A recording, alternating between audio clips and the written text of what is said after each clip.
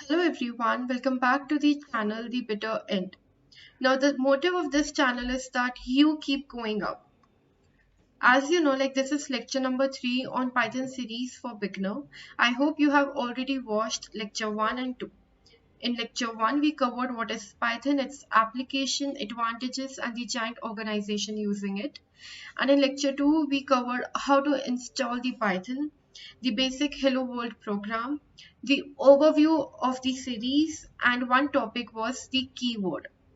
Now in lecture 3, we are going to cover namespace, type of namespace, the lifetime of a namespace, scope of object in Python, statement, indentation, comments, and a type. So let's get started. So what is namespace and its scope in Python? The Python interpreter understands what exact method or variable one is trying to point out to in the code, depending upon the namespace. So the division of word itself give a little more information, right? Like its name, which means the name, a unique identifier, and a space, which talks something related to the scope. Here, a name might be any Python method or a variable, and a space depend upon the location from where we are trying to access a variable or a method.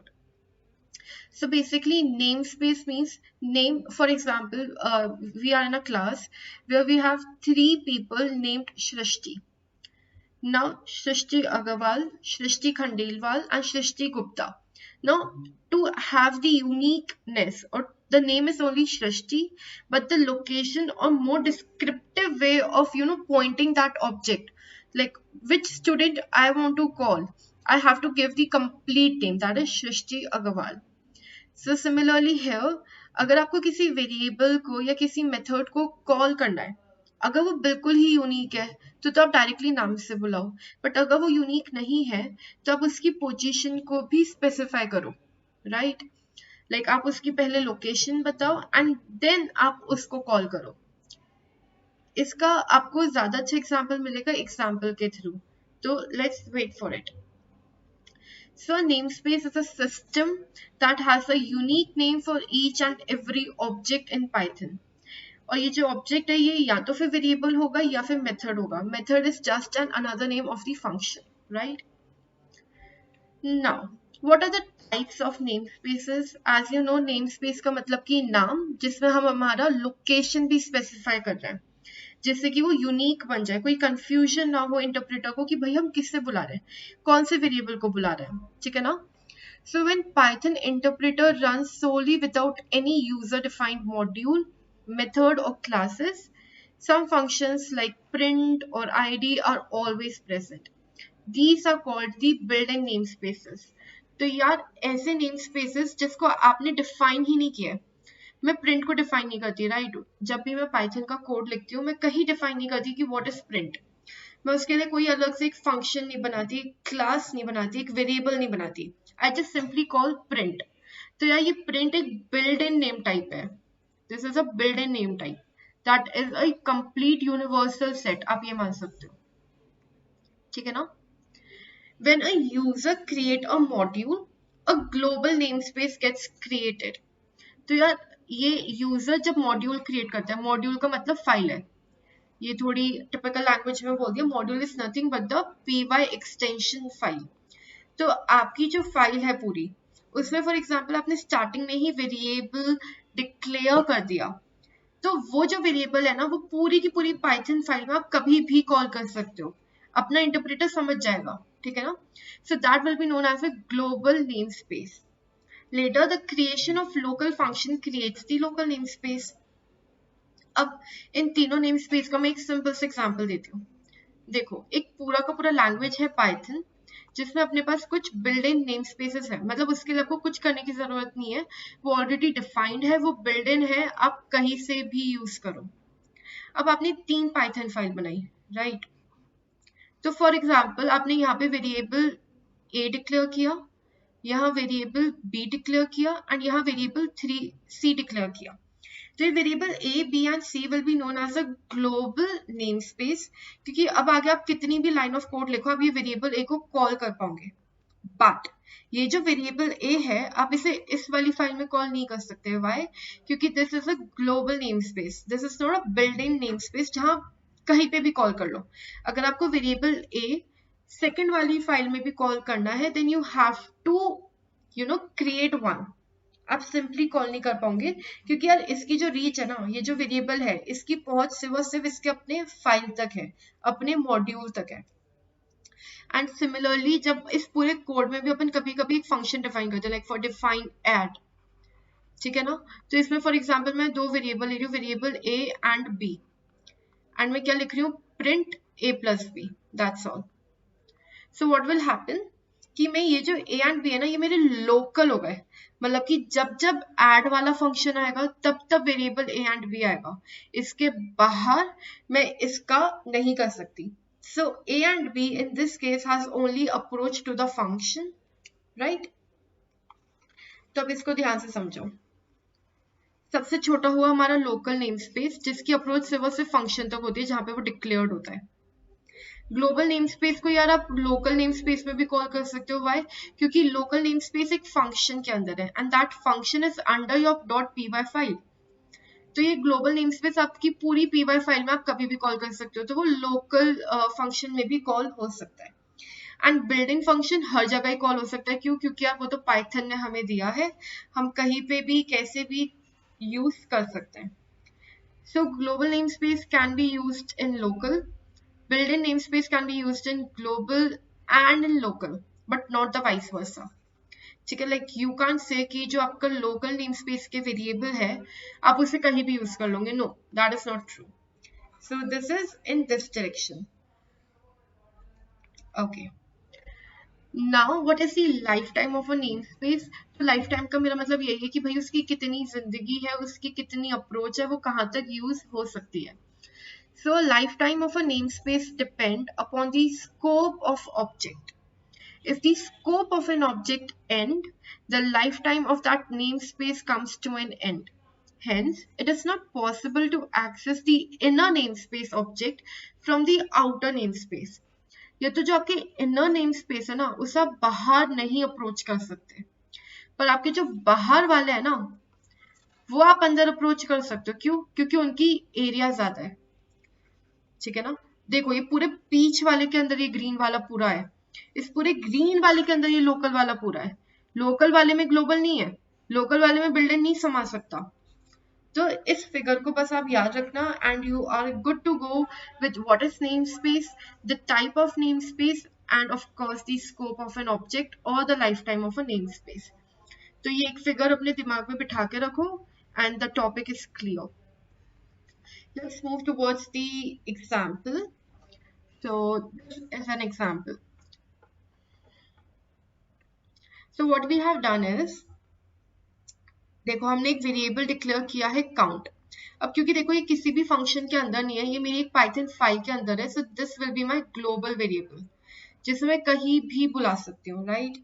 अब मैंने एक function declare किया है, so this is my local function जहाँ पे ये मेरा global है काउंट। एंड देखो since this is a global count मैं इसको इस फंक्शन में भी कॉल कर पा रही हूँ, राइट। एंड देन इसे प्रिंट कर दिया।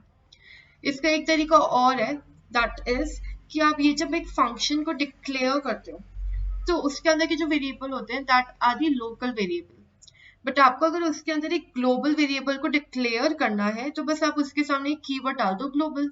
इसका मतलब कि ये वाला जो वेरिएबल है ना, ये फिर सम मेथड के वक्त ही कॉल नहीं होगा, ये कभी भी कॉल हो जाएगा इस पूरी पाइथन की फाइल में। So this variable is not local but the global, right. तो किसी भी डिफॉल्ट चीज से अगर अपन को कुछ हटके काम करना होता है तो उसे डिफाइन करना पड़ता है, उसे बताना पड़ता है, right. Okay, let's move forward. Now let's start with the scope of objects in Python. मैं या स्कोप ऑफ ऑब्जेक्ट बोलूं या फिर मैं timeline of a name space बोलूं, दोनों एक ही बात है। तो अब तक जो मैंने आपको बातें सिखाई है वो यही है, क्या है, that local variable can not be accessed in the file और outside in any of the file, but the built in जो वेरिएबल्स होते हैं आप उसे कहीं पे भी बुलाओ। जो ग्लोबल वेरिएबल होते हैं वो आप पूरी फाइल में कहीं पे भी बुलाओ, और जो लोकल वेरिएबल होते हैं वो तभी कॉल होंगे जब उसका फंक्शन आप डिफाइन कर दोगे। तो ये उसके लिए एक एग्जाम्पल है। इसमें क्या हो रहा है, I have defined one function with the name some function, जो कि प्रिंट करेगा ये वाला statement inside some function. Simply एक स्ट्रिंग है वो प्रिंट कर देगा। फिर इसके अंदर एक नेस्टेड फंक्शन है that is some inner function, ये नेम है, जिसमें मैंने एक वेरिएबल डिक्लेयर किया है दैट इज 10। तो now there is a point to note कि ये जो वेरिएबल है this is a local variable and can only be called in this function that is some inner function. तो जब भी सम इनर फंक्शन आएगा तो मैं ये वेरिएबल को कॉल कर सकती हूँ, वरना मैं कॉल नहीं कर सकती। फिर ये वाला स्टेटमेंट प्रिंट करेगा।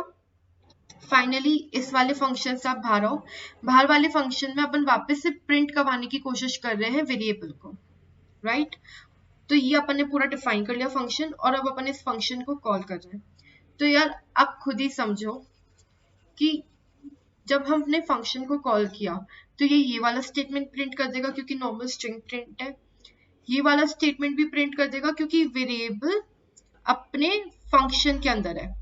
पर ये वाला फंक्शन ये वाला स्टेटमेंट प्रिंट नहीं करेगा। क्यों? क्योंकि हम इस वाले फंक्शन से बाहर आ चुके हैं और फिर वेरिएबल को एक्सेस करने की कोशिश कर रहे हैं, which is not possible. Why? क्योंकि variable is a local namespace which can be only accessed when some inner function वाला जो function है वो call होगा तभी, वरना नहीं होगा। And that is how I tried to explain that what is the scope of object. I hope you understood. Let's start with the another topic, and that is the statement. Instructions which are written in the source code for execution are called the statement. There are different kind of statements in the Python programming language, like assignment statement, conditional statement, or the looping statement.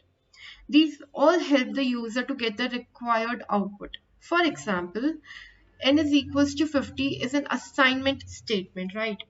Assignment statement मतलब कि ऐसा statement, ऐसी line जहाँ पे हम एक variable को assign कर रहे हैं. So that will be termed as an assignment statement. Multi-line statements क्या होते हैं? The statement in Python that can be extended to one or more line using the parenthesis, braces, square bracket, semicolon, or continuation character slash. When the programmer needs to do the long calculation and cannot fit his statement into the one line, one can make use of these characters. Okay, now this is similar thing. Statement is कुछ नहीं है, that is the lines of code. And इस line of code में काफी variety of statement आपको मिलेंगे, जैसे कि असाइनमेंट काइंड ऑफ स्टेटमेंट मिलेगा आपको, इफ एल्स स्टेटमेंट मिलेंगे, so that will be your conditional statement. आपको फॉर एंड व्हाइल के स्टेटमेंट मिलेंगे, that will be termed as looping statement. And कभी कभी क्या होगा ना, जब आप कोड लिख रहे होंगे तो एक लाइन में वो आ नहीं पाएगा, पर आपको वो रखना पूरा एक ही है। So what you can do is you can use various things. For example यार ये एक लाइन में आ नहीं पा रहा था तो मैंने स्लैश लगा दिया। स्लैश मतलब कि कंटिन्यूएशन में है, so this is known as the continuation character. या आप एक ब्रैकेट के अंदर पूरा का पूरा लिख दो, भले वो राउंड ब्रैकेट हो या स्क्वायर ब्रैकेट हो या फिर ब्रेसेस हो या फिर सेमीकोलन में भी आप डायरेक्टली लिख सकते हो, राइट। एक ही लाइन में आप पूरा का पूरा लिख डालोगे। So that's it about the statement. Statement is very basic. That's the line of the codes which can be of declaration type or conditional type, looping type. And if you are unable to write a program in a one line, then you can use the continuation character or parenthesis, square bracket, braces or semicolon. Okay. Now third topic is the indentation. हमने second lecture में ही सीख लिया था that how important is indentation in Python. Like जैसे C plus plus और जावा में होता है, that is not indentation specific, तो हमें ब्रैकेट्स का ध्यान रखना पड़ता है एंड उसकी जो कोड रीडेबिलिटी होती है ना वो थोड़ी मुश्किल हो जाती है। फॉर एग्जाम्पल आप खुद सोचो, आपके पास एक बुक है जिसमें लिख रहे हैं, कोई तरीका ही नहीं है लिखने का, और आपके पास एक नोटबुक है जहाँ पे भाई ऊपर हेडिंग लिखी जाती है, फिर ब्लैक कलर के पेन से क्वेश्चन, फिर एक पर्टिकुलर गैप छोड़ के आंसर लिखा जाता है, फिर नेक्स्ट क्वेश्चन अगेन उसी अलाइनमेंट में। तो इस वाली नोटबुक की जो कोड रीडेबिलिटी है ना ये अच्छी हो जाएगी, और वैसे कोड को आप इजीली समझ पाओगे और आपकी लॉजिक थिंकिंग भी बढ़ेगी। सो इंडेंटेशन एक ऐसा स्पेशल फीचर है पाइथन का जो कि इसको बहुत अच्छा बना देता है। So a block is a combination of all these statements. Block can be regarded as a group of statements for a specific purpose. Most of the programming languages like C, C++, Java use the braces to define a block of code. One of the distinctive feature of Python is that it uses the indentation to highlight the block of the code. Whitespace is used for indentation in Python. All the statements with the same distance to the right belong to the same block of code. If a block has to be more deeply nested, it will simply indent it further to the right. As simple as that, right? For example ये क्या बोल रहे हैं, indentation तो आपको समझ आ गया। For example मेरा एक इफ स्टेटमेंट है, तो यार इफ स्टेटमेंट की लाइनें एक जगह होंगी, लाइक एक थोड़ा ना शिफ्टेड होगा, गैप होगा यहाँ पे, और एक ही लाइन में होंगी। फिर एल्स वाला वापस से इफ वाली लाइन के बीच में आएगा, एंड देन अगेन से थोड़े गैप के बाद लाइनें होंगी। तो आपको ये ब्लॉक क्लियरली दिख रहे होंगे, इसमें आपको ब्रैकेट देखने की जरूरत नहीं है, कंफ्यूजन नहीं होगा। कोड रीडेबिलिटी इसने इंक्रीज कर दी है इंडेंटेशन में। Okay, now let's talk about an example. Okay, first we are going to see an example, and this is, देखो एक डिक्लेरेशन स्टेटमेंट है। अब मैंने एक लगाया है if, तो ये गैप के बाद if का ब्लॉक स्टार्ट हुआ, फिर else आया if के बिल्कुल नीचे में, और इसका ब्लॉक एक गैप के बाद स्टार्ट हुआ, एंड फाइनली प्रिंट बाहर है। तो इसका मतलब ये है कि भाई ना प्रिंट if में है ना else में, ही अलग से ही है। तो ये वाला प्रिंट स्टेटमेंट तो हमेशा ही एग्जीक्यूट करेगा। अगर मेरी साइड GFT के बराबर है तो ये वाला स्टेटमेंट प्रिंट होगा, वरना ये वाला प्रिंट होगा। बट क्योंकि side is equals to GFT, तो ये if वाला स्टेटमेंट प्रिंट होगा एंड ये फाइनल प्रिंट वाला स्टेटमेंट एग्जीक्यूट होगा। Okay, now what are the comments? Python developer often make use of the comment system, as without the use of it, things can get really confusing really fast. Comments are the useful information that the developer provide to make the reader understand the source code. These are often cited as a useful programming convention that does not take part in the output of a program but improve the readability of the whole program. For example, आपने एक answer लिख दिया, but कुछ answers में ना कुछ word है जिसके आपको मीनिंग नहीं आते थे, तो या तो फिर आपको उनको लर्न करना पड़ेगा, या व्हाट यू डू सिंपली आप उसको रेड से मार्क करते हो एंड ऊपर पेंसिल से उसका मीनिंग लिख देते हो। This is what we do, right? And this is what the comments do. आपने कोडिंग लिखी 7-8 लाइनों की, बट क्या लाइन क्या बता रही है आप उसको हैशटैग करके लिख सकते हो। तो ये वाली जो आपकी लाइनें हैं ना, that won't be counted in your output, that won't disturb your output, but it will increase the understanding and readability of the program. And later जब आप इस कोड को देखोगे तो आपको ध्यान या लर्न करने की लाइक आपको क्विकली रिमेम्बर हो जाएगा कि यार ये लाइनें मैंने क्यों लिखी थी।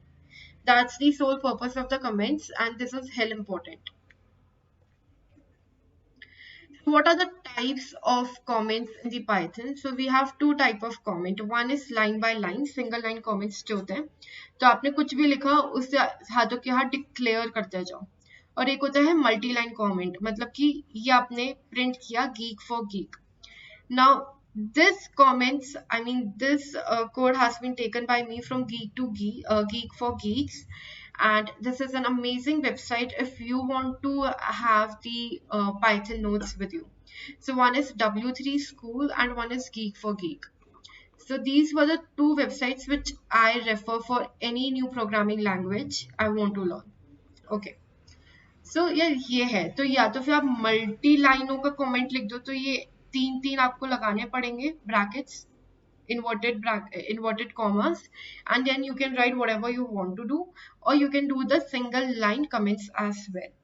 Generally single line comments are more preferred, but for example you are defining a function, so it's a whole big comment, तो आप ऊपर उस function का पूरा reason लिख सकते हो और पूरा का पूरा logic लिख सकते हो, so then you have to use the multi-line comments. Okay, So that's all for today's lecture. Thank you so much for watching, and don't forget to subscribe to the channel so that you never miss our new videos. Have an amazing day.